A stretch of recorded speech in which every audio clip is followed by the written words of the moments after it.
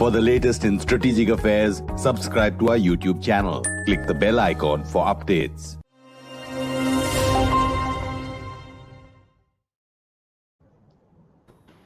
This is StratNews Global. I'm Amitabh. Revi on the gist today. Our guest is Ambassador Amar Sinha, India's former ambassador to Afghanistan. He's been ambassador to Tajikistan as well, and a former secretary in the Ministry of External Affairs. We're discussing Afghanistan's Foreign Minister Maulvi Muttaqi's visit to India.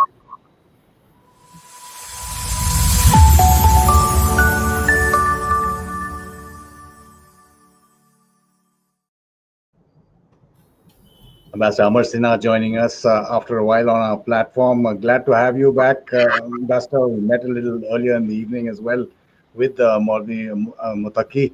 Also joining us is my colleague Ramananda Sengupta. Hi, Ram. Hello. Thank you, Ambassador, for joining us. Good to see you. Yeah, I'm just wanted to get over the years, we've seen how India has been stepping up, and it's been a step-by-step process of pragmatic engagement with the Taliban, which is the government in Afghanistan. Your initial take of what's been happening and what, well, to an extent, culminated today in handshakes and a joint statement. You asking me? Yes, Am. Oh, good. See, August 2021, of course, it came as a surprise to many because people were expecting that there'll be a negotiated process in Afghanistan, but then after the Doha deal, but that didn't happen. And I think the suddenness took everybody by surprise. And obviously, at that point, there was a lot of uncertainty. So we had to close down our mission and evacuate our people like everybody else. However, we very quickly got back on our feet. And in fact, our technical mission was reopened in June 2022. So since then, basically, it was a question of when really that we would move towards normalization of relations. I still don't call it recognition, while we'll have embassy now, but it's a further normalization. It basically underlines the two or three facts: the centrality of Afghanistan in India's foreign policy, its strategic or regional security concerns, our own human-centric approach to Afghanistan, and being a partner in need for its humanitarian assistance, and also that I think taking a non-ideological view of our neighborhood, and that is what has happened. So I'm quite happy that diplomacy is back center stage, because we did tend to see, many here in India tended to see it only through a security prism. And it's good that that is now changing. And of course, it'll need some more efforts, some more steps to further normalize trade relations, people-to-people connections, etc. But this is a good first step. So, if I can get into this thing, one of the reasons that one of the things that the External Affairs Minister said today is that we are upgrading our, mission there to our embassy again. How confident are we about the security of that embassy, given that even today there was a bombing and all that in Kabul? See, in fact, let me just tell you personally that I did go back to Afghanistan last month on a separate track 2 initiative. And of course, there were apprehensions, but I actually saw that the security situation is fairly good. And the local government makes it sure that they ensure the security, including of our mission or the technical mission there.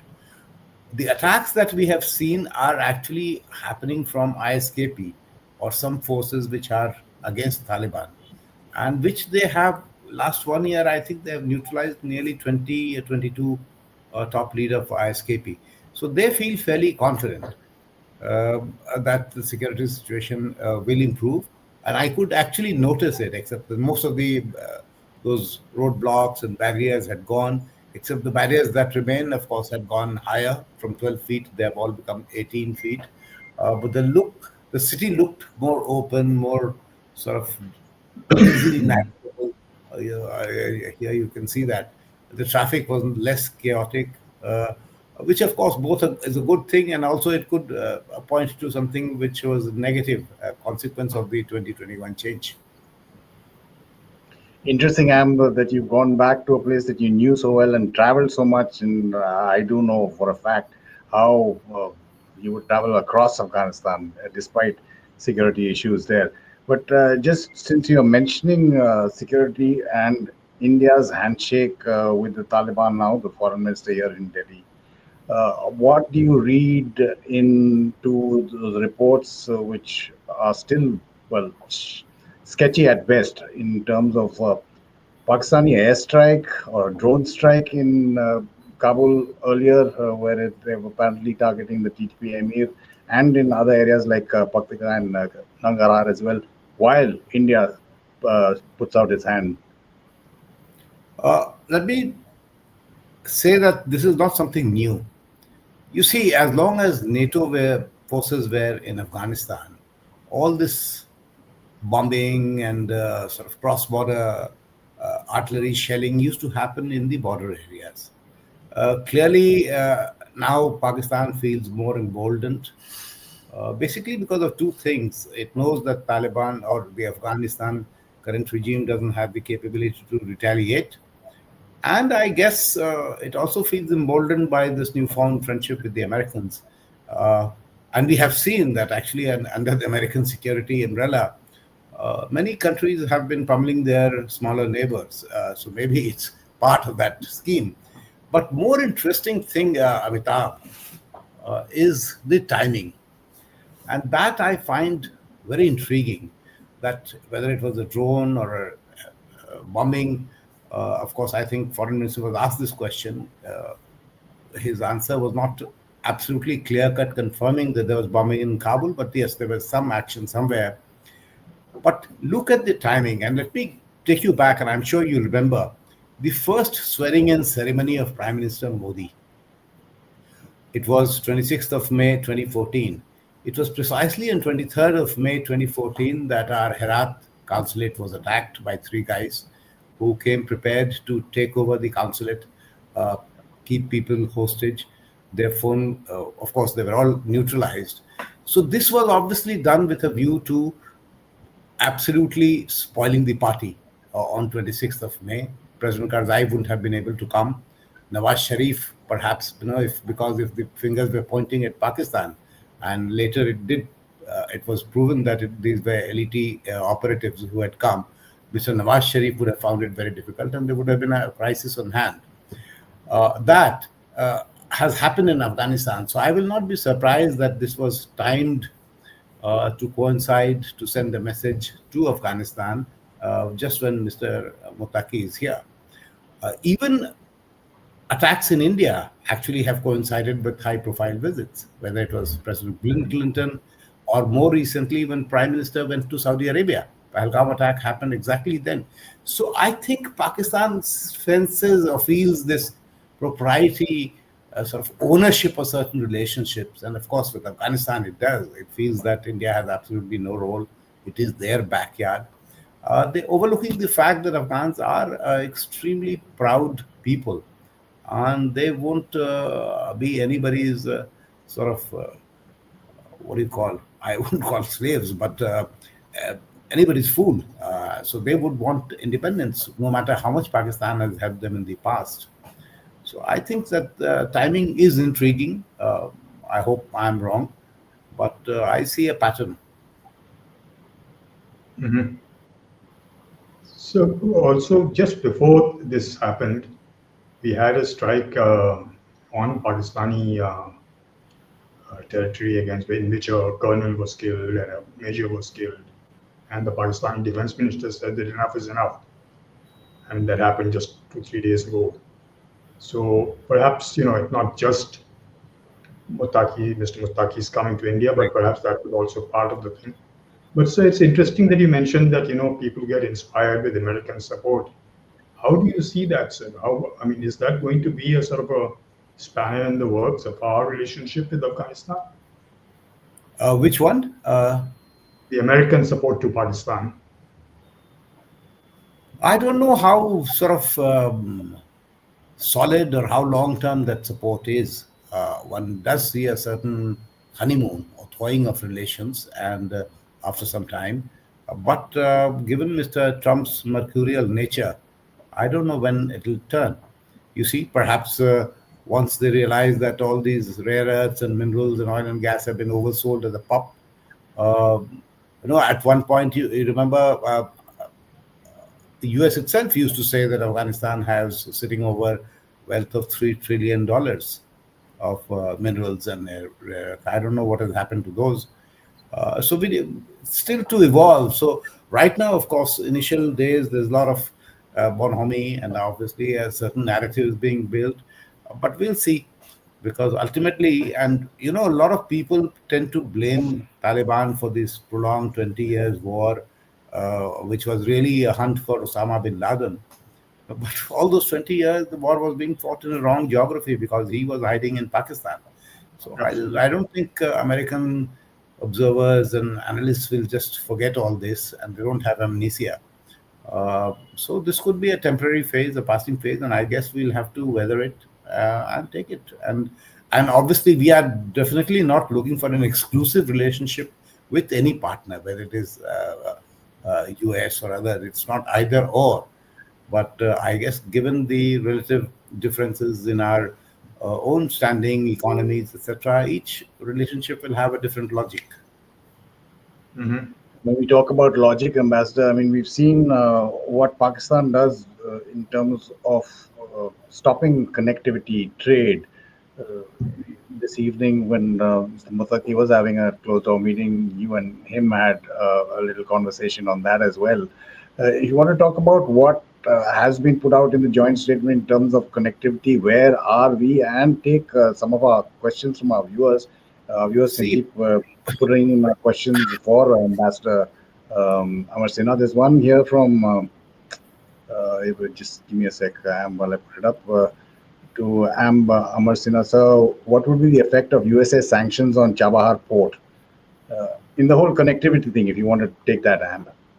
yeah, the Chabahar port, of course, the sanctions do complicate our issue. We did have a waiver for a long time on Chabahar. Even then, when we were actually constructing it, because now the berths are ready, there were delays because not many companies were willing to come up with the supplies. We needed heavy cranes, which had to be bought from international market, and those things were a problem. Now, even if we overcome this initial problem of sanctions, if we get a waiver, still we will have a problem of establishing a dependable and a regular shipping connection because without that, it becomes meaningless. And that we have struggled even in the past. And of course, that's a very good route the for products which are not perishable. But Afghanistan actually traditionally has been exporting a lot of perishable products to India, whether it's fruits and vegetables and all sorts of things which are very time sensitive. So obviously they can't take the Chabahar route. Chabahar route is more for the bulk material that you have to transport, whether it is food aid from here or tomorrow if Afghanistan starts exporting minerals, coal, or whatever. And plus, Chabahar is also important for connectivity to Central Asia, which we lack because of the POK issue. But on the land borders, of course, Pakistan is a major stumbling block. We have dealt with this in the past, and they have been too clever by half with the Afghans also, because if you remember in I think it was 2010, that Hillary Clinton got this Afghanistan-Pakistan trade and transit agreement signed for 5 years. There, of course, poor Afghans, I think they've taken for a ride because they didn't realize that the border has two names, Wagah and Atari. One is on Pakistani side, Atari is on the Indian side. So they said, yeah, of course, you'll have absolutely free access to Indian border and we'll let your trucks come up to Wagah and take back goods. Now, the Afghans didn't know then that actually between Wagah and Atari, there is a kilometer or whatever, at least between the terminals. So that created a major logistical problem that, the trucks would stop at Wagah because Pakistanis will show them the agreement that this is the end of Wagah. So you offload your trucks put them on Pakistani trucks, which we will transport to Atari, which is basically a few hundred meters away, then loaded onto. So this added costs. So I didn't want perhaps Mr. Muttaqi and all, because then we also had to educate the Afghans. Then, of course, in bad faith, they never implemented the SARC motor vehicles agreement. If you remember, 2014, I think, in Kathmandu, every country had signed off. Pakistan had agreed. Just when it came to final signature, they backed off, and then, of course, it never took off. So, yes, that is a permanent challenge that we will have to deal with. And that logic of economics, unless Pakistan military and their people understand, I don't see that it's going to change very much. So we'll have to keep looking for different options. So, again, coming back to the security issue, I was just reading somewhere, and if I could just read that out to you, that, Pakistani army apparently has launched a multi-tiered covert strategy aimed at neutralizing threats from Afghanistan. And this strategy involves clandestine alliances with the Islamic State, select Taliban figures, proxy support for insurgent groups, and expanded cross-border military operations. Now, does that in turn, is that likely to destabilize Afghanistan to a level where again it goes back to the days of the insurgency and Yes, obviously it will, and actually you'll have to. When we were that's the time I was in Kabul when the Islamic State thing had come up in Nangarhar, and there were very strong suspicions that actually post or for a Taliban period or Taliban government here, when the chapter on Taliban would have closed, Islamic State would have been the one which would have been the constant thorn on the side of Kabul. And that has been a constant in Pakistani policy. Even if you look at the first jihad against the Soviets, they played different groups. Then, one against the other. They led to a civil war. Then they created Taliban to control. First, they used Hekmatyar. Then they used Taliban as a group to put pressure. So that has been part of their piece. They never wanted a very stable and strong Afghanistan. And I think that those games will continue. And some of these policy prescriptions that they have now listed out to happen on Afghan territory, actually, we would want that they start at their home. If they did that, I think that will do one hell of a good both for Pakistan and for the region. Because right now one sees that Pakistan establishment also seems to be at war with the entire Pashtun population of Pakistan, which obviously have links outside, their familial links, their tribal links. And in that sort of a situation, it becomes very, very difficult to point fingers only at Afghans as if they are the ones who are instigating or upholding. And I'm not saying that there wouldn't be people residing in Afghanistan and operating across the border. But that is why we want a strong central government in Kabul, so that this entire area, there are no ungoverned areas in Kabul, and I think in Afghanistan, because that we have been used against us in the past. Pakistan should also actually do that, so that have a more cooperative relationship and a relationship of equality, rather than what we saw in August 2021 when Faiz Hamid, I think the DGISI, was cockily walking around in Serena hotels, picking up a cup of tea, and actually behaving like a viceroy who had come to form the government. So obviously that sort of projection and narrative doesn't help. So they will have to moderate their policy and start treating Afghans as equals. And I think FM Muttaqi was very clear today when he spoke that they're also looking for a relationship of mutual respect and equality. So earlier today, I'll just get into a second. Go ahead, Ram. I was talking to Mr. Tilak Deveshar, and he said that the Taliban is not really an administrative power, it's more of an insurgent group that took power. But he seemed reasonably confident that given the chance to sort of, stay in power and govern, that they would eventually be able to bring stability back, even into the sort of badlands, as they call it. Would you share that confidence?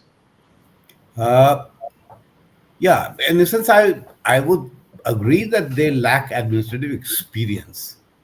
But when I went to Kabul, uh, of course, I could sense it has changed. It has some things have changed for better. Some things I wish would be better than it is today. And one of them, of course, the fact that women have become invisible, uh, and of course, and basically that the regime has to understand that Afghanistan is a diverse society, and each segment, it's like a motor vehicle which has had four wheels, so it needs those four wheels to run properly.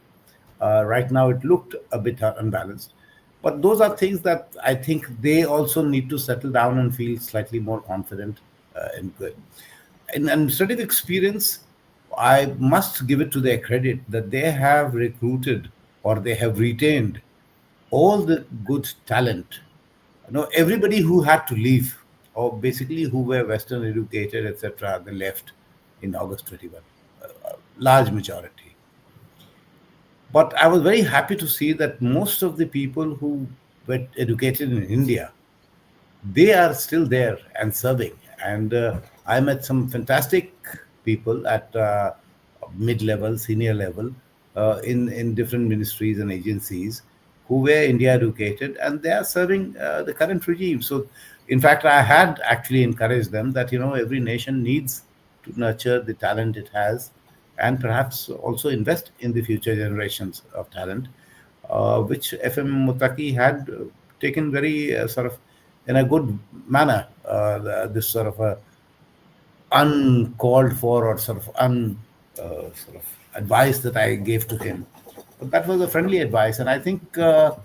Yes, administrative experience will come, and one of the key of good administration, good governance is also a great sense of equity, that every individual or every citizen should feel equal and should feel secure.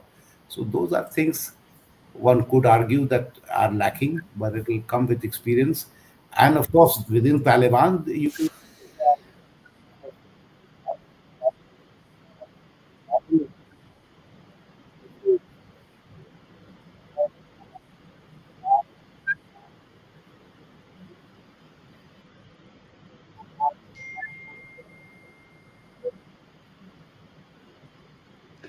And how do you see the Taliban's words and deeds when it comes to India, security related, which they've always said that no group will be used against any other country from Afghan territory, but in particular India. And even when we are playing out pictures of an interview we did with for Mr. Muttaqi in Kabul, one of those rare interviews in 2022 August, I think, where again he mentioned the same the security concerns that India has, plus has been reiterated even in the joint statement and many other times by the MEA about the Afghan MOFA and the Afghan Taliban's position after Pahalgam as well.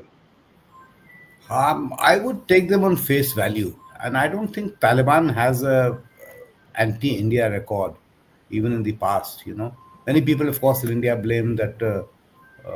I see what was the flight number, that Kandahar hijacking, but they were just the location where the aircraft landed. Ultimately, the hijacking had taken place or had been organized and planned in Pakistan. So, and they have not really sort of given any indication that they are there to export their religious ideology anywhere outside of Afghanistan. Uh, I don't foresee Afghan fighters coming into fighting into India. There have been very rare instances. In 89, 90, when you did have foreign fighters, most of them were the Mujahideens or people who had come from all over. There were Arabs and Chechens and all sorts of people. So and of course, you will never make out, even if there were tribals from Pakistan who came in, and then Pakistan can always pretend that they were of Afghanistan. So we'll have to be careful about that part, that we don't fall for that sort of a narrative. But otherwise, I don't see that they have any ill will against India, in fact, they are very cognizant of the fact that what we have done in the last 20 years is something which is holding them also in good stead. They have electricity in Kabul because India put those lines. They have hospitals and schools and educated manpower because we did this for the last 20 years. We were deeply engaged, but we were the only non-combatant country in a way in the last 20 years in their history. So I think we should take it on face value and go ahead, and it's also a question of building mutual confidence. How quickly you can build, and that happens if you interact more at different levels. Of course, there would be people who may have ill will against you because of different loyalties or whatever, but those you will be able to identify, and that happened, and that you could see even in the republic era, that there were people who had sort of liking or preferences for a particular country or a neighbor or whatever, but that did not affect the overall policy outreach or outlook towards India. So, one of the things that used to happen during with Karzai's tenure and even earlier, I guess, is that we used to train Afghan soldiers in ROTAs and the NDA and all that. Do you see that being revived in the near future? I don't know. I don't think a decision has been taken, but a request has been made, by the way. I think I saw a report was it last year sometime, that Afghan government did make such a request. I mean, let me take that as some of them. So, but I don't know what the decision is. But eventually, it will, once they become a national. You see, Taliban, while the last 20 years, the soldiers, they were, as Mr. Muttaqi said, they were really fighting to get the foreigners out of the country. That they have been there since 1979. And once that has gone, they're really now focused on governing and improving the economic situation and governing it properly. And Afghan soldiers are meant to protect the borders rather than fight domestically or fight insurgents.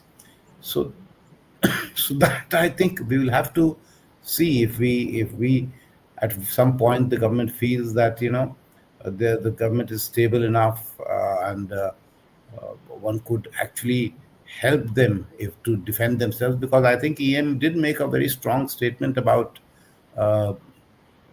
Afghan stability and sovereignty today in the bilateral meeting.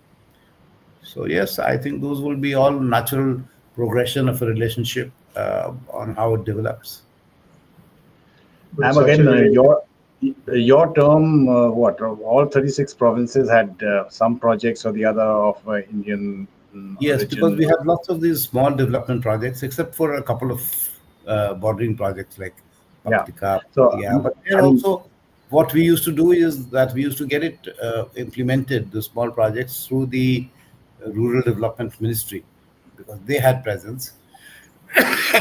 And some of these major ones, even in remote areas, our companies did it, especially the big ones, the Salma Dam and the Parliament, etc. But most of it was done by Afghan engineers, Afghan sort of workers. And EMS has well indicated, if not very strongly, that the projects that were unfinished would go towards completion. The projects that were finished would, maintenance, etc., would also be worked on. So when we're talking about the step-by-step approach, what do you visualize coming in, between India and Afghanistan? Especially with, I do know that there are some kind of talks that are going on with mining companies, other companies, which happened even when you were there. There were consortia that had apparently made agreements. But how realistic do you see that movement? Where do you see the next step coming in India-Afghan relations? You see, we can actually, in fact, rather than, first thing, we should be very careful that we should not follow the Chinese model, where we are seen as a partner which is coming to just extract and take away profits. But what we should encourage Afghans is to start exploiting their own natural resources. First, centralize it, have a proper law, and with transfer of technology, with joint ventures, where the Afghans have a stake in that. I think that model would work best because that will also help the government raise resources. And I must say, at least on the financial part, they have done remarkably well in the last 4 years. You see, when I was there, they were told me that customs revenue, which used to be less than $500 million or one point, they've raised it to $2 billion now. So, which is a huge injection of revenue in the government funds. Of course, it's not adequate, but then the size of the economy itself is very small right now. So, the first, I think, step that we should do is to somehow restart the economy, which means domestic production, even if that's in small and medium enterprises, giving access to market, extend the SAFTA provisions for LDC and others that we had committed to them. Those must be implemented well. Uh, and of course, the EM's statement and the joint statement, actually, I saw it's very impressive list of things that we have promised or undertaken to do, especially a huge focus on the health sector, which is something which has really suffered. And and of course, people are suffering because their ability to travel out for medical attention, both to India and to other neighboring countries, has diminished. So I guess an in situ facilities for diagnostics, for treatment, etc., is a very, very thoughtful thing that we have come out with. Other priority big projects would be basically better use of water resources, drinking water, which is becoming a crisis in Kabul, because Kabul's population has exploded in terms of the returnees. A lot of people have come back, uh, and plus internal migration out of the provinces because of the collapsing or the collapse of the economy. A lot of people moved to cities, so the city facilities are under strain a bit. So those, and we had this old project which was approved also, the on the Kabul River, the Kajaki Dam or something, not Kajaki, what is it called? I forget the name, but anyway, basically to bring drinking water to Kabul city. So those are important things. Then of course, KEC etc. were supposed to finish. You see, our two companies, but that was an ADB or World Bank funded project where they were extending the power transmission lines from Kabul to Kandahar. That had got disrupted. So I think we will help. Maybe the government of India doesn't even have to fund, but we just have to encourage our companies to sort of sort out these issues and go back. I think last month only they had a meeting with the World Bank in Istanbul. So yeah, those things would help them. And of course, they want to have a much bigger network because they are looking at importing energy from Tajikistan, from Uzbekistan. So obviously, electricity supplies, distribution networks in Afghanistan have to be strengthened and deepened. So these are some quick or what they call low-hanging fruits, which would have huge impact on the population. So, a quick last question, or perhaps, unless we have more time. You know, the Mr. Muttaqi came here straight from the Moscow format talks, and where a strong pitch was made to sort of recognize the Taliban in some ways, particularly to the Central Asian countries.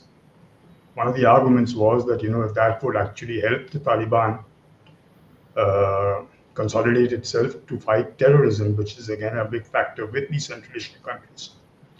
Do you think that argument is going to go down well at a time when, the Central Asian Sorry, countries? the Central Asians argued that they should be recognized. Mhm. Yeah, Yes, are actually, there? the regional format that I'm involved with right now, I do see that there's much greater acceptance, and each country or their representatives, of course, they speak not for the government, but they are basically think tanks, etc. They all seem to suggest that they would like it normalized sooner, and which is a good thing that there's a regional consensus evolving, of course, a bit slowly. But Moscow format itself has accepted one reality where Afghanistan now, which used to be an invitee, is now a full member of that Moscow format. This time I read, of course, Russia has also recognized them, so they have given the lead. So I think eventually the Central Asians may follow that lead. I think Uzbekistan is fairly close to that situation, and Uzbekistan is doing amazing work. Actually, I went to the Termez free trade zone that they have created for Afghanistan. It's really outstanding. And those are the type of things that you need to be done around Afghanistan and with its neighbors. So Iranians would also be looking at they are looking at train connectivity, etc. Pakistan is talking of railway line, which of course passes through very much more difficult terrain, so it's not that easy. But of course, they've started talking that there would be a Uzbekistan-Pakistan railway going through Afghanistan and cutting through Hindu Kush, which would be quite a feat if that happens. But yeah, so everyone is looking. I think perhaps the most reserved or reservation that one could sense in the region came from maybe Tajikistan, but I So, guess it is also a reflection of the sort of ethnic politics, one could say. But that is something that all the neighboring countries, because Tajikistan is a great mix, overflow of these ethnicities from all the neighboring countries populate Afghanistan.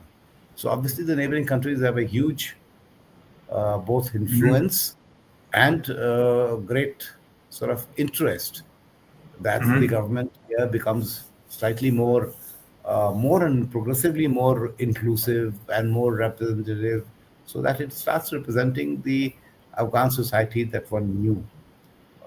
So hopefully that will happen. So, a quick last question, if I may.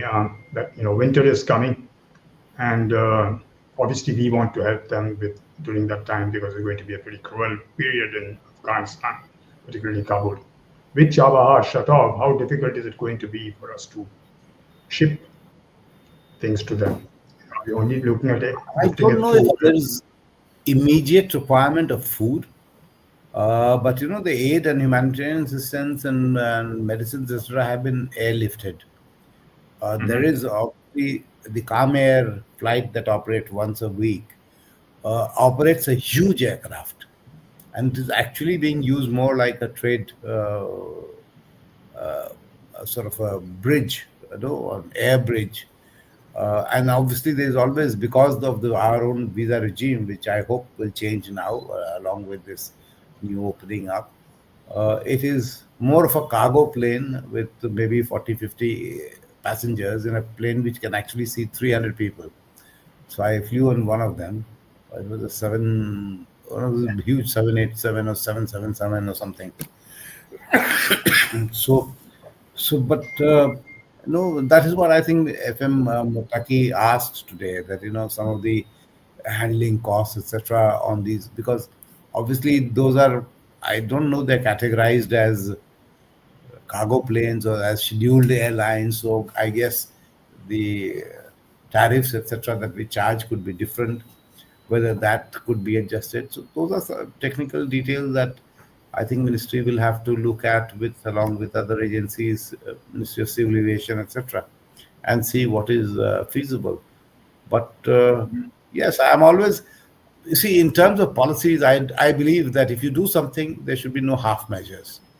Then go whole hog.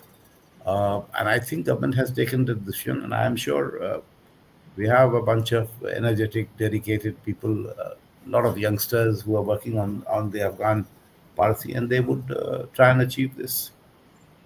sure. I mean, when you're talking about Khmer, the Pakis haven't caught on, the Pakistanis haven't caught on as yet in terms of not allowing overflight. They allow that. They don't allow Indian Airlines. But two quick thoughts I wanted to get on before we end this. With India's increasing footprint now again, what Pakistan used to do before, during your term, before your term, after your term, which was targeting Indian assets. How dangerous does that become? And when you talk about stability of Afghanistan, reports of the Kandahar Coast lobby, Kandahar versus Coast Kabul lobby, Sirajuddin Haqqani being sidelined. I mean, lots of rumors there. These two strands, if you just want to address before we end this conversation. Well, that always has been, these tensions between intertribal, interethnic tensions. It's part of Afghan history. And I think some leaders have been able to manage it very well. And I must maybe some friends in Taliban government today may not like it, but I must say that 20 years of President Karzai, he really had a policy of keeping everybody inside the tent, including the Taliban, in fact. And I won't be revealing a secret because uh, even then his views were very clear that we should engage, and he used to encourage me that we should reach out and engage with Taliban. And this I'm talking of 10, 12 years ago when Afghanistan was facing a pitched battle. Because he understood one basic reality that ultimately, at the end, they are all Afghans. And he famously also said that they are our brothers, for which he was criticized and trolled very badly. But the reality is that he was right, and he sort of saw the future. He wanted that reconciliation. Even Mullah Baradar had reached out to them, and that is why he was put in jail by Pakistanis for 10 years, because they didn't want anything or any peace process of normalization to happen, which they did not control sort of strongly. And that is when, then to divert attention, they had started that, what is it called? Group of four or something, some format where Pakistan, China, US got together, and then Pakistan would present some of the Taliban leaders that they were living in Pakistan. So yeah, but then obviously the situation did go out of control of their hand. But basically because of this lack of realization that Afghans are not going to be sitting in their laps. They want their independent nation. And once they are here back in Kabul, they are very different people. They're looking to build their nation. And so I always jokingly used to tell my friends that Pakistan's policy is that of a parent who doesn't realize that his children have grown up and they need to let them go. So they just want to cling on to them, and it leads to bad results. And that is what it does. Because many people in Afghanistan acknowledge that Pakistan has done a lot of good for them, have given them shelter, given them assistance, except that they just don't know when to let go. That's putting it diplomatically. The other part, India's increasing footprint and the dangers of that with Pakistan's nefarious activities. Danger to us? Yeah. As we increase our footprint again. Well, I don't know.